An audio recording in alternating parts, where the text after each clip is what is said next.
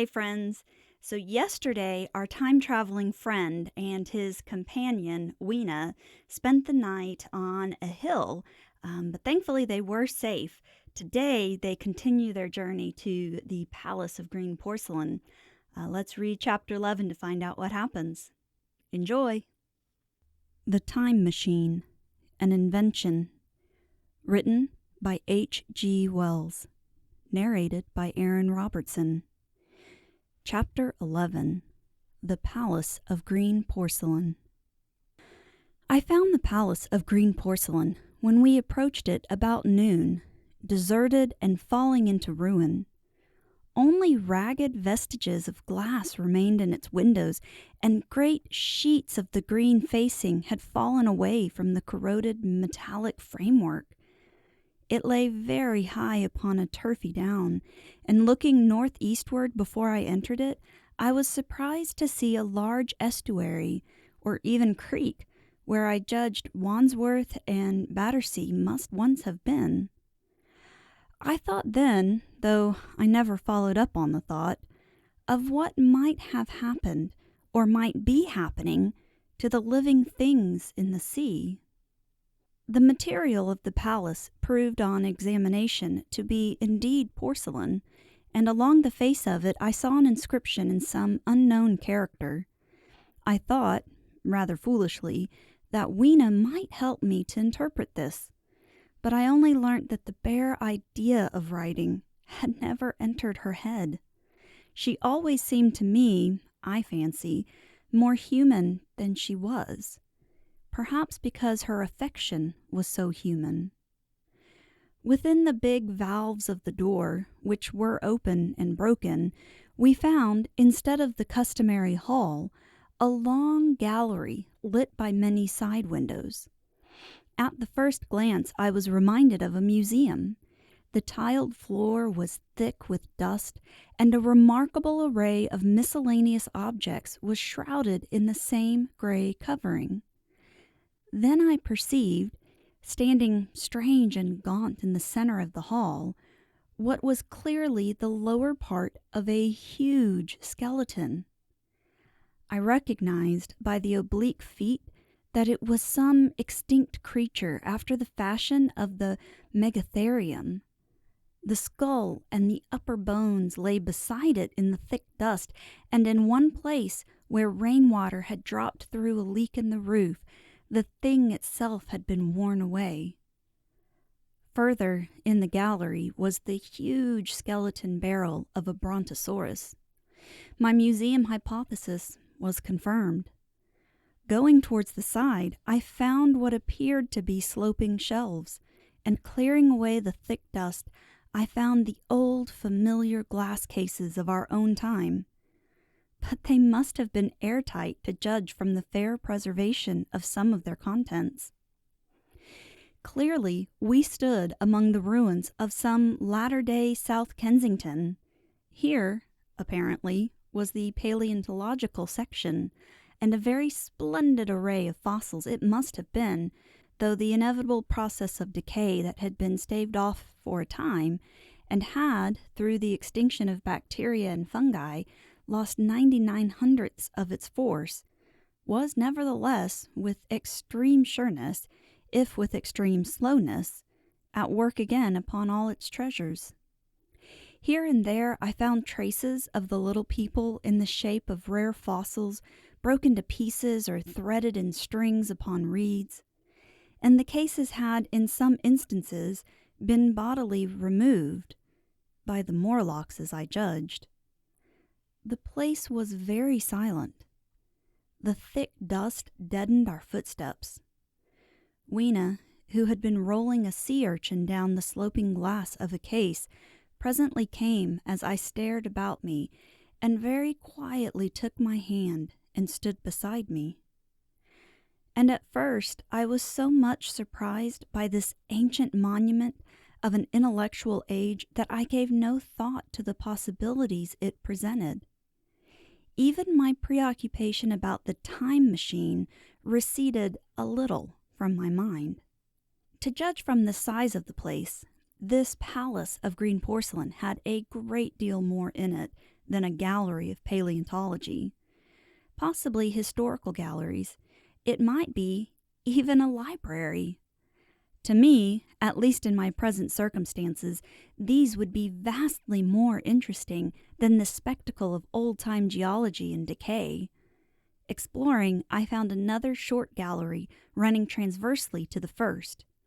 This appeared to be devoted to minerals, and the sight of a block of sulfur set my mind running on gunpowder.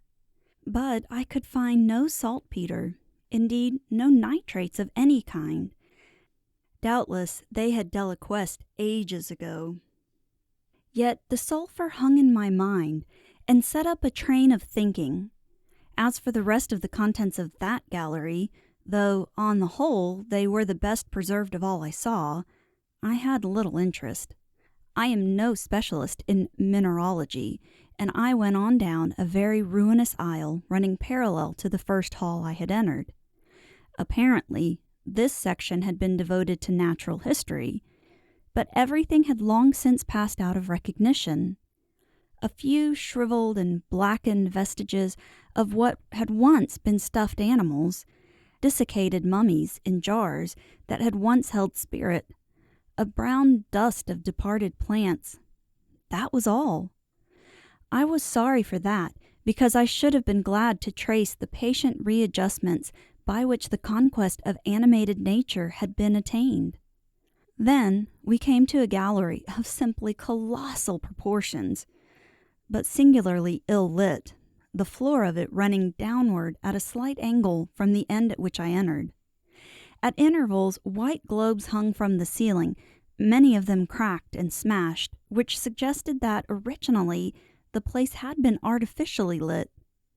Here I was more in my element, for rising on either side of me were the huge bulks of big machines, all greatly corroded and many broken down, but some still fairly complete. You know I have a certain weakness for mechanism, and I was inclined to linger among these. The more so as for the most part they had the interest of puzzles, and I could make only the vaguest guesses at what they were for. I fancied that if I could solve their puzzles, I should find myself in possession of powers that might be of use against the Morlocks. Suddenly, Weena came very close to my side, so suddenly that she startled me. Had it not been for her, I do not think I should have noticed that the floor of the gallery sloped at all. Footnote: it may be, of course, that the floor did not slope, but that the museum was built into the side of a hill. The end I had come in at was quite above ground, and was lit by rare slit-like windows. As you went down the length, the ground came up against these windows until at last there was a pit like the area of a London house before each, and only a narrow line of daylight at the top. I went slowly along, puzzling about the machines, and had been too intent upon them to notice the gradual diminution of the light until Weena's increasing apprehensions drew my attention.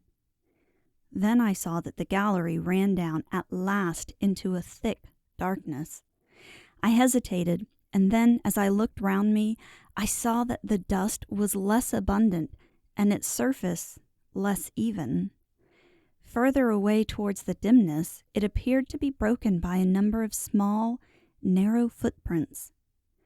My sense of the immediate presence of the Morlocks revived at that. I felt that I was wasting my time in the academic examination of machinery. I called to mind that it was already far advanced in the afternoon, and that I had still no weapon, no refuge, and no means of making a fire. And then, down in the remote blackness of the gallery, I heard a peculiar pattering, and the same odd noises I had heard down the well.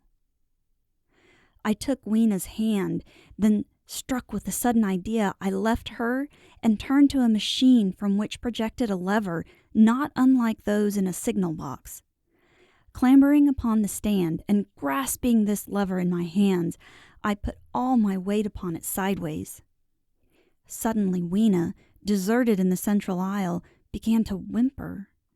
I had judged the strength of the lever pretty correctly, for it snapped after a minute's strain, and I rejoined her with a mace in my hand, more than efficient, I judged, for any Morlock skull I might encounter. And I longed very much to kill a Morlock or so. Very inhuman, you may think, to want to go killing one's own descendants, but it was impossible somehow to feel any humanity in the things.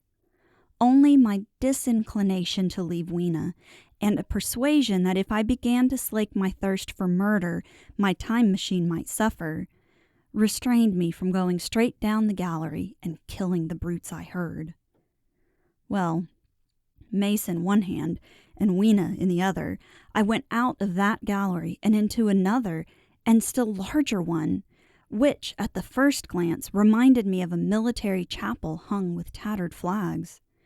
The brown and charred rags that hung from the sides of it I presently recognized as the decaying vestiges of books. They had long since dropped to pieces, and every semblance of print had left them. But here and there were warped boards and cracked metallic clasps that told the tale well enough. Had I been a literary man, I might, perhaps, have moralized upon the futility of all ambition. But as it was, the thing that struck me with keenest force was the enormous waste of labor to which the somber wilderness of rotting paper testified. At the time, I will confess that I thought chiefly of the Philosophical Transactions and my own 17 papers upon physical optics. Then, going up a broad staircase, we came to what may once have been a gallery of technical chemistry, and here I had not a little hope of useful discoveries. Except at one end where the roof had collapsed, this gallery was well preserved.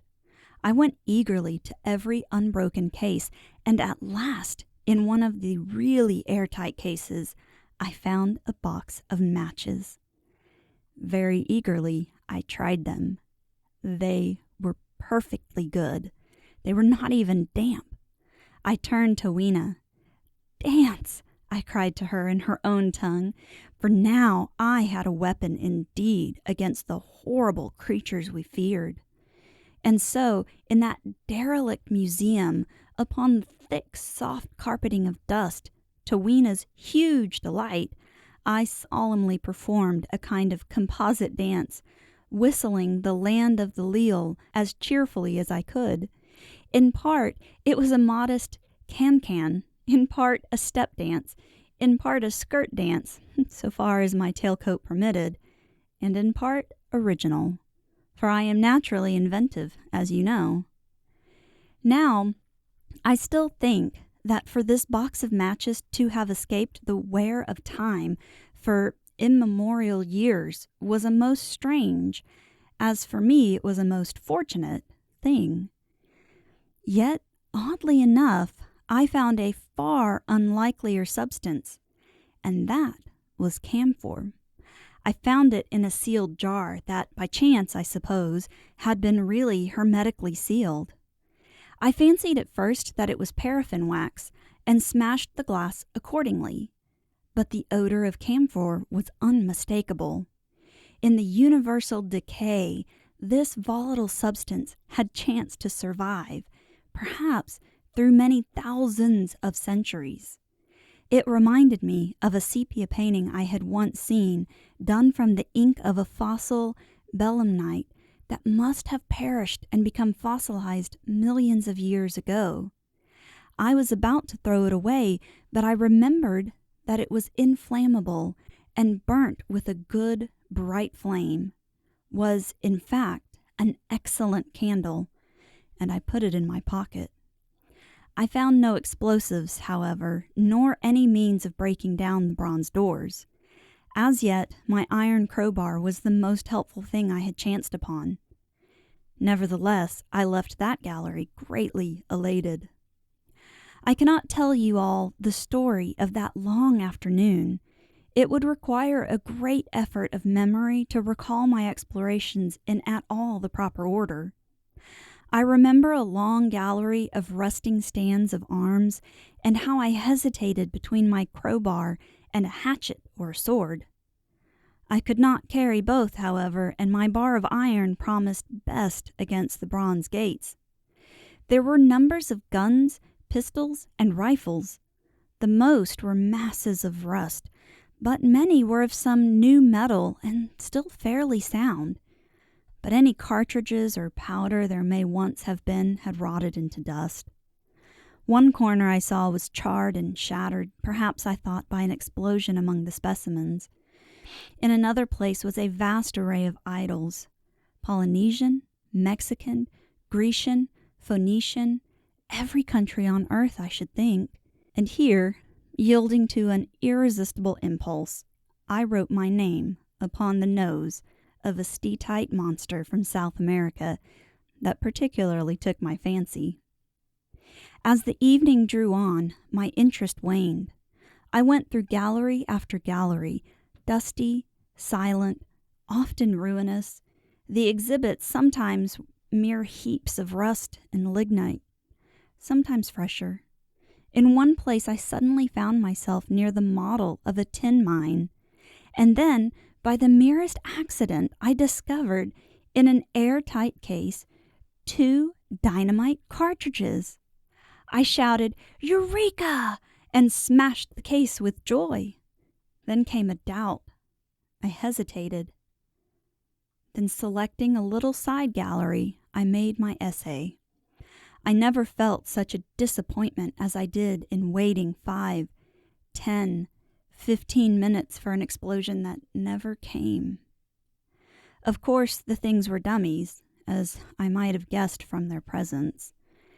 I really believe that had they not been so, I should have rushed off incontinently and blown Sphinx, bronze doors, and, as it proved, my chances of finding the time machine altogether into non-existence. It was after that, I think, that we came to a little open court within the palace. It was turfed and had 3 fruit trees, so we rested and refreshed ourselves. Towards sunset, I began to consider our position. Night was creeping upon us, and my inaccessible hiding place had still to be found. But that troubled me very little now. I had in my possession a thing that was, perhaps, the best of all defenses against the Morlocks. I had matches.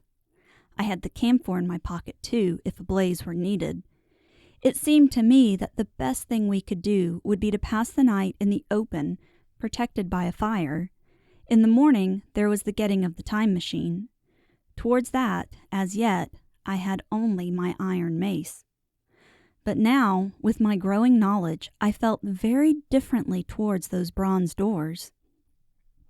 Up to this, I had refrained from forcing them, largely because of the mystery on the other side. They had never impressed me as being very strong, and I hoped to find my bar of iron not altogether inadequate for the work. Okay, so in this museum, they've managed to find information and, more importantly, matches. Let's see how tomorrow goes and how they get back to the Sphinx when we read the next chapter. Until then, thanks for listening. This has been a reading of a public domain book from www.gutenberg.org.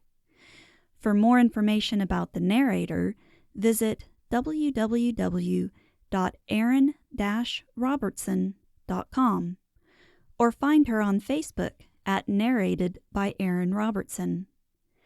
Don't forget to hit the subscribe button.